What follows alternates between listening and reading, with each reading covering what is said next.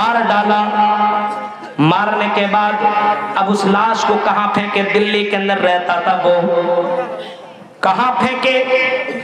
کہیں پھینک نہیں سکتا ہے. پکڑے جائیں گے، مارے جائیں گے، ہمیں بھی سزا ملے گی، ہمیں بھی پھانسی دی جائے گی، ہمیں بھی قتل کر دیا جائے گا. اس ڈر سے اس آفتاب نام نے فریج خریدا، آری خریدی اور کلوتھنگ خریدا، اور اس کے بعد آنے کے بعد اپنے روم کے اندر اس شدھا لڑکی کے باڈی کو 35 ٹکڑے کیے. پورا واقعہ بیان ہے. 35 ٹکڑے کیے، ایک نہیں، دو نہیں، تین نہیں، 35 ٹکڑے کیے اور ایک ایک ٹکڑا کر کے فریج کے اندر بند کر دیا.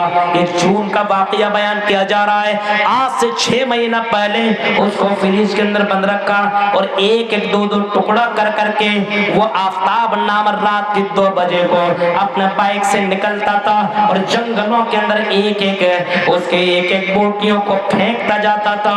کبھی اس جنگل میں جاتا تو یہاں پھینکتا، کبھی اس جنگل میں جاتا تو وہاں پھینکتا، کبھی اس جنگل میں جاتا تو وہاں پھینکتا، کبھی وہاں پھینکتا، کبھی وہاں پھینکتا. اور اس طریقے سے اس نے اس کے باڈی کو الگ الگ جگہوں کے اندر 18 دنوں تک یہ پھینکتا رہا تاکہ ہم پولیس کے گرفت سے بچ جائے، تاکہ ہمیں سزا نہ ملے. ایسے آفتاب اور آفتاب جیسے سوچ رکھنے والے نوجوانوں سے میں کہوں گا، اے نوجوانوں، تمہاری سوچ کتنی گھٹیا ہے. تم دنیا کے گرفت سے تو بچ سکتے ہو سکتا پولیس تم تک نہ پہنچے، ہو سکتا ہے کہ یہ ثبوت تم مٹا ڈالو، ہو سکتا ہے تم ان کی گرفت سے بچ جاؤ، لیکن اللہ کے گرفت سے تم کیسے بچو گے؟ اللہ کے گرفت سے تم کیسے بچ سکتے ہو؟ تم 1000 ٹکڑے کر ڈالو، تم 1000 ٹکڑے کر ڈالو، ان تمام ٹکڑوں کو اللہ تعالیٰ جمع کرے گا اور ان ٹکڑوں سے اللہ تعالیٰ پوچھے گا تیرے ساتھ یہ کس نے کیا؟ جیسے ماں کے پیٹ کے اندر جو بچہ ہے، جو بچی ہے، اور الٹرا ساؤنڈ کے ذریعے سے جب پتہ کیا جاتا رحم مادر میں کیا ہے اور پتہ چلتا لڑکا نہیں لڑکی ہے، تو بہت سے لوگ اپنے اسی بچے کو رحم مادر کے اندر مار دیتے ہیں اور وہ باقاعدہ ابورشن کروا دیتے ہیں، اس کو ختم کروا دیتے ہیں. قرآن نے تو اسی کا تذکرہ کیا ہے، وَإِذَا الْمَوْءُودَةُ سُئِلَتْ بِأَيِّ ذَنبٍ قُتِلَتْ. قیامت کے دن پوچھا جائے گا ایسے لوگوں سے، ایسے لڑکوں اور لڑکیوں سے کہ تمہیں کس گناہ کی وجہ سے تمہیں قتل کر دیا گیا، کیوں تمہیں مارا گیا، تمہارا قصور کیا تھا، تمہیں کیوں مار دیا گیا؟ میرے بھائیو، جب رحم مادر کے اندر بچہ جو دنیا میں بھی نہیں آیا، جب ایسے بچوں سے اللہ تعالیٰ سوال کر سکتا ہے تو ایک جوان لڑکی کے ساتھ تم غلط کام کرو، غلط سمبند بناؤ، ان کے ساتھ انجوائے کرو، سیکس کرو، مزہ لو، اور جب تمہیں فائدہ مل جائے، جب اس سے کوئی مطلب نہ رہے تو اس کی بوٹی کر دو، 35 ٹکڑے اس کے کٹ ڈالو اور جنگلوں کے اندر پھینک کر کے اپنے آپ کو بچانے کی کوشش کرو. چلو اگر تم پولیس کے گرفت میں نہ آتے، بچ جاتے، تو کیا تم اللہ کی گرفت سے بچ سکتے ہو؟ نہیں، بالکل نہیں، ہرگز نہیں، قطعی نہیں، اللہ کے گرفت سے نہیں بچ سکتے ہو. ہاں، دنیا والے نے آج تمہیں گرفت کیا ہے. اے آفتاب، میں تم سے کہنا چاہتا ہوں، اور آفتاب جیسے ذہن رکھنے والے لوگوں سے میں کہنا چاہتا ہوں، اگر آج تم کو پولیس نے گرفت بھی کر لیا ہے، آج اگر تم گرفت ہوئے ہو، آج پولیس تمہیں کیا سزا دے گی؟ کیا سزا دے گی؟ بس ایک بار تمہیں مارے گی، پھانسی دے گی، تم مر جاؤ گے بس. لیکن اے آفتاب، تم نے 35 ٹکڑے کیے، بتاؤ اتنے سزا اور اتنا ڈینجر قسم کی سزا اللہ ہی تمہیں دے سکتا ہے، اور اللہ ہی تمہیں اس کی سزا تمہیں اللہ ہی دے سکتا ہے. یہ دنیا والے تمہیں کیا سزا دیں گے؟ بس مار دیں گے، اور کیا دیں گے؟ مرنے کے بعد کی یقین نہیں. یار دنیا میں انجوائے کر لو، مستی کر لو، کیا ہوگا؟ کچھ نہیں. اسی وجہ سے اپنی مرضی کے مطابق زندگی کاٹنا، مرضی کے مطابق. آج دیکھ کے سوشل میڈیا میں پورا وائرل ہے، اور ابھی اس جنگل میں لے جا رہا، اس جنگل میں لے جا رہا، وہاں لے جا رہا، ہڈیوں کو ڈھونڈا جا رہا ہے، یہاں سے وہاں، وہاں سے وہاں، وہاں سے وہاں، اور باقاعدہ ڈھونڈا جا رہا ہے تاکہ ثبوت اکٹھا کی جائے، جمع کیا جائے اور اس آفتاب کو سزا دی جائے.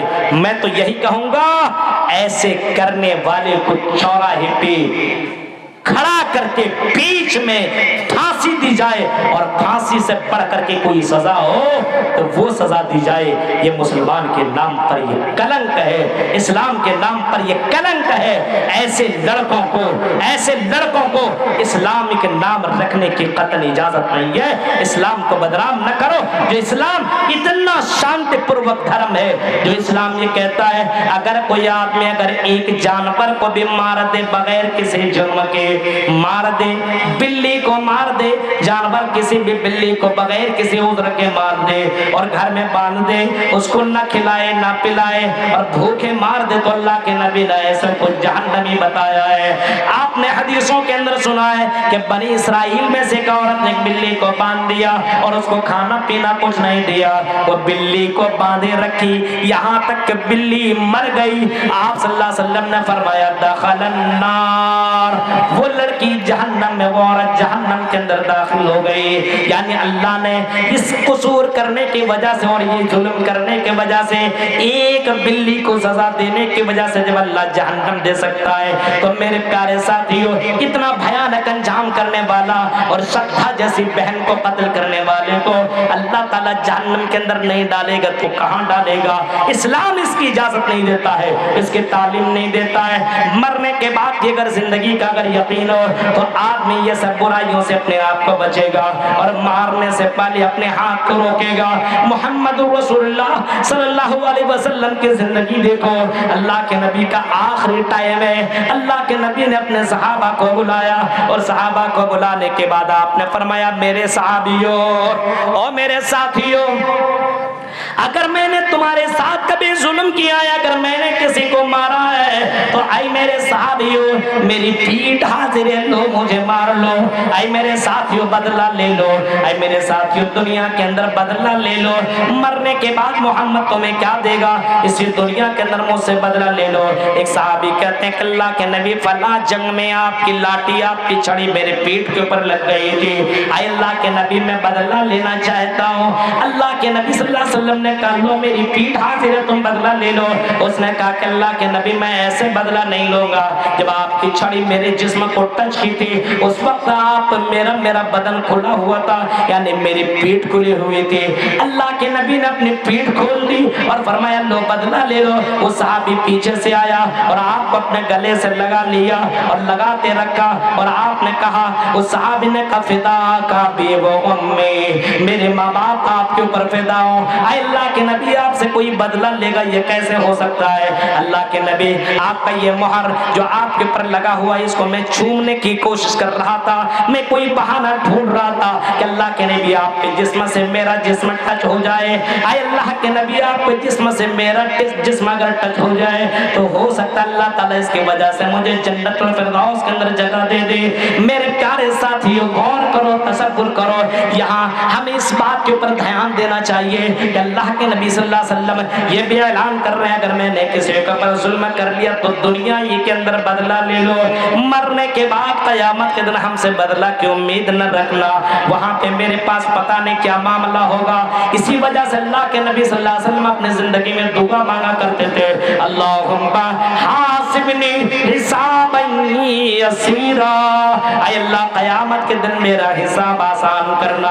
پتہ یہ چلا مرنے کے بعد انسان کو دوسری زندگی ملے گی اور آپ نے اپنے قبروں سے اٹھایا جائے گا اور اسی زمین کے اندر، اسی زمین کے اوپر میدان محشر قائم کی جائے گی۔ تحشر الناس یوم القیامہ حفاۃ عراۃ غرلا تحشرون، اللہ کے نبی صلی اللہ علیہ وسلم فرماتے ہیں تم لوگوں کو میدان محشر میں جمع کیا جائے گا اور میدان محشر میں لوگ آئیں گے تو پیدل آئیں گے۔ اللہ کے نبی فرماتے ہیں کچھ لوگ ایسے آئیں گے جس کے جسم میں کوئی کپڑا نہ ہوگا اور پیر کے اندر جوتا چپل بھی نہ ہوگا اور بغیر ختنہ کیے ہوئے میدان محشر میں سارے کے سارے جمع ہوں گے۔ حضرت عائشہ کہتی اللہ کے نبی قلت یا رسول اللہ، اے اللہ کے نبی یہ بتائیے الرجال والنساء ينظر بعضهم الى بعض، کیا مرد اور عورت ایک دوسرے کو دیکھیں گے؟ اے اللہ کے نبی مرد اور عورت ایک دوسرے کو دیکھیں گے تو مرد اور عورت جب ایک دوسرے کو دیکھیں گے تو عورتوں کی حالت بہت ہی عجیب و غریب ہوگی، مارے شرم کے تو بے ہوش ہو جائیں گی۔ اللہ کے نبی نے فرمایا عائشہ ایسی بات نہیں ہے، الامر اشد من ان ينظر بعض बाजों में लाबास। आई मेरी बीवी आयशा, तुम्हें मालूम नहीं है कयामत का वो मंजर बड़ा ही डेंजर वाला मंजर होगा, मैदान महशर का वो मंजर होगा, इतना खतरनाक होगा कि सामने लड़की होगी, नंगी लड़की होगी, जवान लड़की होगी, लेकिन आई मेरी बीवी किसी के पास इतनी जुर्रत न होगी, मंजर इतना डेंजर होगा कि कोई आदमी किसी लड़की के ऊपर देखने के बारे में सोच भी नहीं सकता है, कोई औरत किसी लड़के की तरफ देखने की जुर्रत ही कहाँ करे, इतना डेंजर मामला होगा। ये सूरज जो तुम्हें दिखाई दे रही है 9 करोड़ 30 लाख मील की ऊंचाई के ऊपर, तो इतनी शम्स यौमल क़यामत, ये क़यामत के दिन ये सूरज इतना करीब आ जाएगा, इतना करीब आ जाएगा, 1 मील के फासले पर आ जाएगा। और बास किताबों के अंदर इतना लिखा है कि यहाँ इतना करीब होगा, इतना करीब होगा कि आदमी अपने हाथ से छूना चाहेगा तो छू लेगा। और सूरज के अंदर जितने भी पर्दे लगे हुए हैं, इस सूरज के तमाम पर्दे को अल्लाह ताला छोड़ देगा, खत्म कर देगा। उस वक्त सूरज की गर्मी इतनी जबरदस्त होगी, वइज़ा शम्सु कुव्विरत, और सूरज की गर्मी की वजह से वइज़ल बिहारु फुज्जिरत, सूरज की गर्मी की वजह से इतनी गर्मी होगी कि समंदर के अंदर आग लग जाएगी। जरा तसव्वुर करो मेरे भाइयों, गर्मी की शिद्दत की वजह से जब समंदरों के अंदर जब आग लग सकती है, तो मेरे भाइयों इंसान का आलम क्या होगा।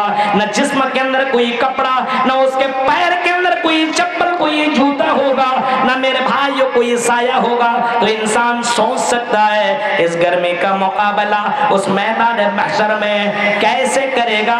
गौर करो, अल्लाह के नबी सल्लल्लाहु अलैहि वसल्लम से पूछा गया, अल्लाह के नबी सल्लल्लाहु अलैहि वसल्लम बताइए इंसान की हालत क्या होगी, इंसान किस पोजीशन में होगा। आपने फरमाया ऐसे मौके पे इंसान की हालत ये होगी, इंसान की जबान ऐसी निकली रहेगी जैसे जून और जुलाई के महीने में आपने कुत्ते को देखा है कि पानी की वजह से जबान कैसे बाहर निकाले रहता है, पानी पानी के लिए आदमी तरसेगा। सोचिए जरा मेरे भाइयों, तसव्वुर कीजिए ये मैदान महशर का ये हाल है।